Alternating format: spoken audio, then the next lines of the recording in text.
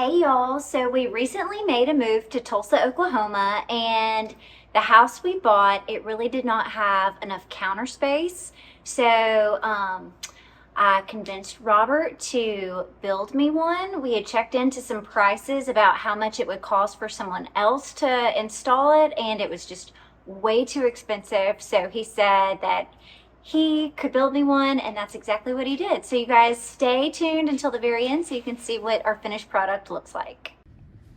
So when Sarah told me she wanted a kitchen island that was 6 feet by 4 feet, I kind of got nervous because many people told us that was going to cost somewhere in the $5,000 to $6,000 range. But here's kind of the frame you can see that I designed for it. Mainly built out of 2x6s or 2x4s. There are some 4x4s in the corners. And you can kind of see what it's going to look like in the space. And so Sarah and Everett started painting it, and they chose to go with kind of a black color. You can see what the black's going to look like. The problem is I didn't realize how heavy the granite is. So it's a 6 foot by 4 foot piece of granite, and you can see right here when the guys showed up, they told us the piece for the island was 800 pounds. So you can see here it is on top. The problem was it was a little too wobbly for my liking. So I decided to reconstruct the base and make it much stronger. So you'll see what that looks like. So Robert made some minor adjustments to the island just to make it more stable. I think it looks awesome, and we'll paint it.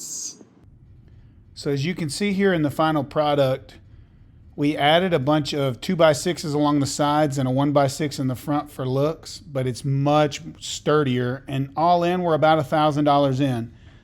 Granite top and base all combined.